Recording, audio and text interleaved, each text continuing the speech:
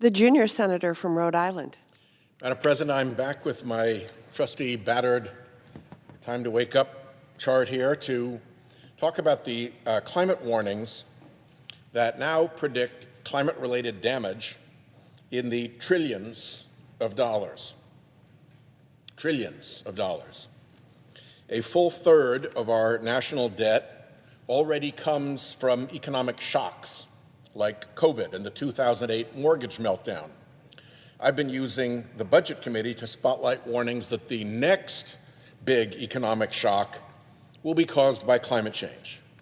Climate change is not just about polar bears or green jobs. It's about economic storm warnings to which we had better start paying attention. Today I'll talk about three. The most recent comes from the Potsdam Institute, whose report summary I asked to enter into the record. The Institute warns, and I quote here, that global annual damages are estimated to be at $38 trillion, with a likely range of $19 to $59 trillion in 2050. $38 trillion is the midpoint in a range that could go as high as $59 trillion. That's pretty bad, but it gets worse. This is not a complete accounting of the expected damages. It does not fully account for damage from weather extremes, things like storm and wildfire damage. To quote the Potsdam report about its damage predictions, accounting for other weather extremes, such as storms or wildfires, could further raise these predictions. And even that's not the end of it. It gets worse still. The Potsdam economic damage estimates leave out damages that are hard to monetize, but nonetheless can be very real to real people. Again, quoting the report, that is without even considering non-economic impacts such as loss of life or biodiversity. If your grandfather taught you to fish in a certain place and you can't pass that on to your granddaughter because the fish aren't there or because the creek isn't there, that is a real and genuine harm, but they can't monetize it, so they don't even count it. And I'm sorry to report that it gets even worse. The Potsdam global damage estimates are based on existing levels of fossil fuel pollution. Back to the report, I quote, "These near-term damages are a result of our past emissions. We will need more adaptation efforts if we want to avoid at least some of them. And we have to cut down our emissions drastically and immediately. If not, economic losses will become even bigger in the second half of the century." Well, with an entire industry and an entire political party dedicated here in Congress to making sure that we do not cut down our emissions drastically or immediately, this damage estimate is virtually certain to be worse in the out years.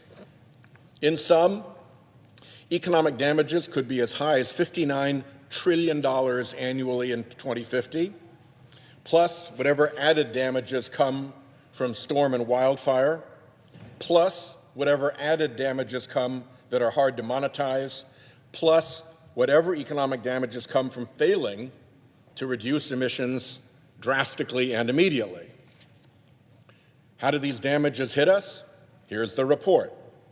These damages mainly result from rising temperatures, but also from changes in rainfall and temperature variability.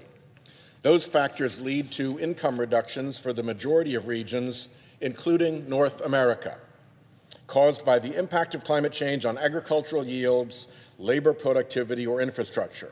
The result? Climate change will cause massive economic damages within the next 25 years in almost all countries around the world, including the United States. That's report one, massive economic damages to the United States. Let's move on to Report 2, the cover article from a recent issue of The Economist magazine entitled "The Next Housing Disaster." From The Economist's opening paragraph, I quote, "About a tenth of the world's residential property by value is under threat from global warming, including many houses that are nowhere near the coast. From tornadoes battering Midwestern American suburbs to tennis ball-sized hailstones smashing the roofs of Italian villas, the severe weather brought about by greenhouse gas emissions is shaking the foundations of the world's most important asset class," end quote. Going on, the article says the potential costs are enormous.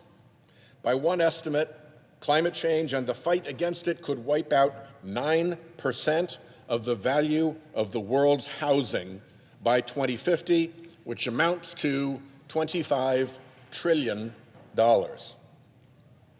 We've had testimony in the Budget Committee about how this works.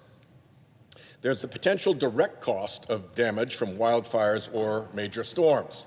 Hurricane Ian cost Florida more than $100 billion, and it was just a Category 4 storm at landfall, below the maximum Category 5 strength. Some scientists are predicting we'll actually need Category 6 in the future for storms that are made even more powerful due to ever-warming seas. There's the related risk of insurance coverage failing to pay claims after such a major disaster, leaving homeowners stranded economically in ruined homes. Then there's the broader risk of insurance collapse even without a single devastating storm. How does that work? Again, from Budget Committee testimony. First, unprecedented, unpredictable wildfire or flooding risks drive up insurance costs. We're already seeing that happen. Then, continued unpredictability and worsening risk make properties in certain areas uninsurable. We're beginning to see that. You can't get a policy for any amount of money. Without insurance, then, it's near impossible to get a mortgage. And by the way, a 30-year mortgage doesn't look just at today's conditions, it looks out 30 years. So a mortgage crisis follows the insurance problem.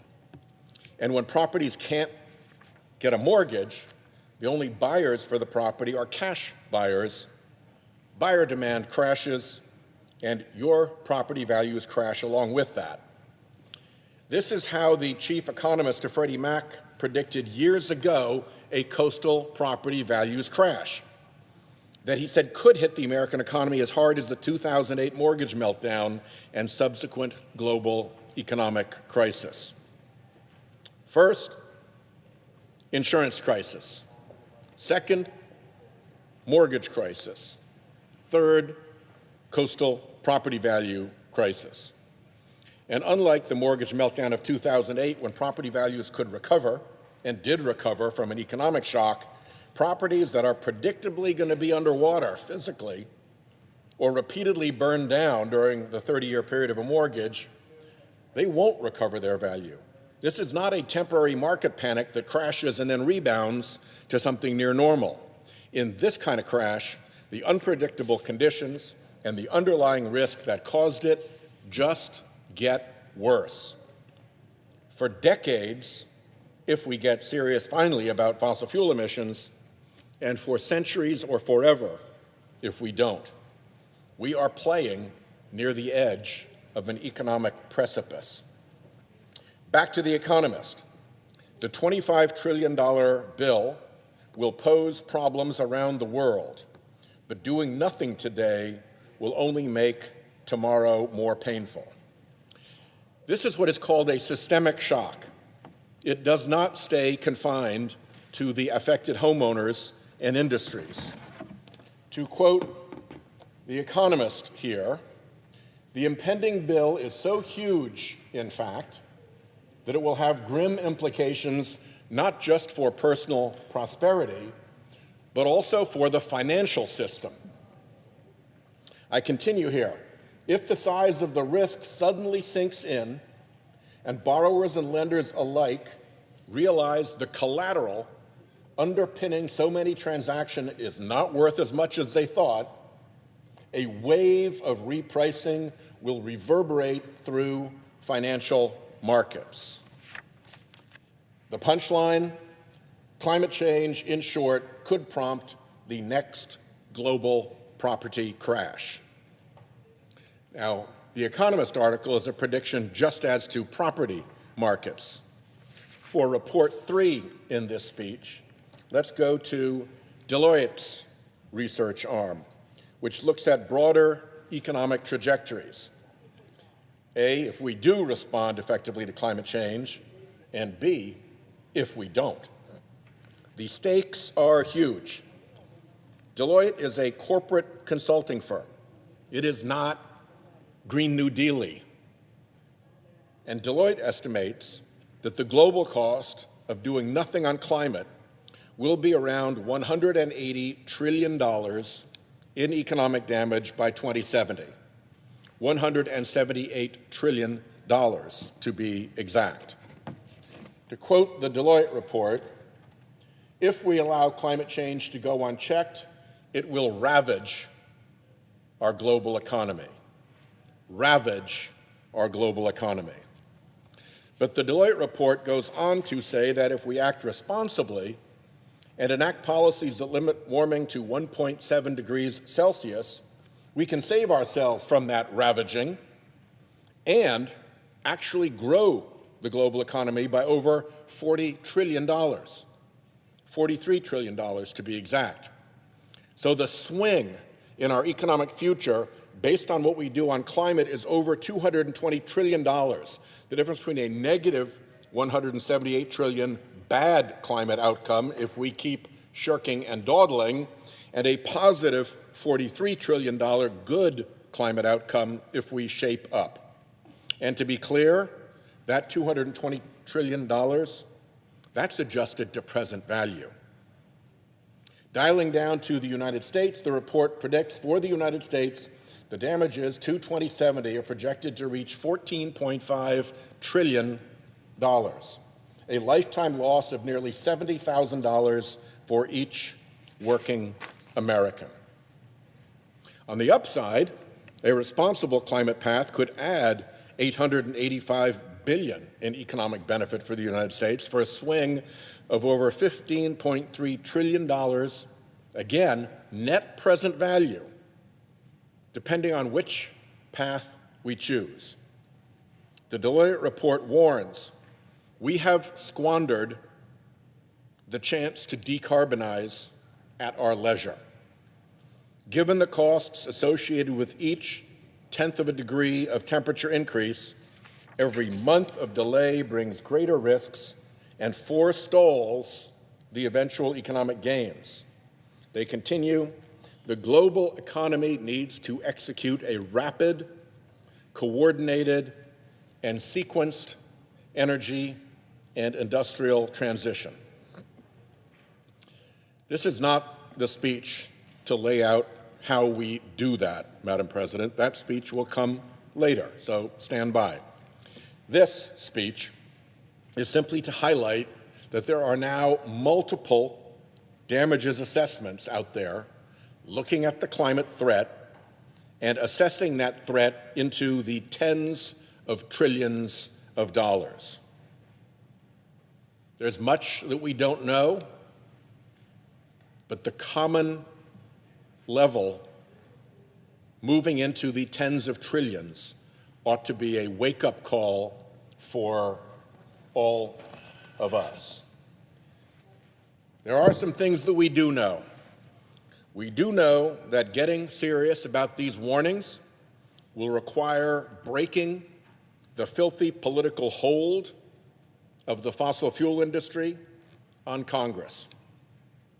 It will require exposing and defeating fossil fuels' dark money influence and disinformation armada.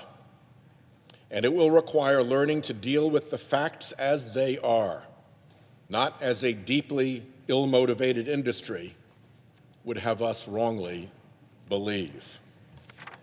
Wow, is it ever time to wake up? I yield the floor.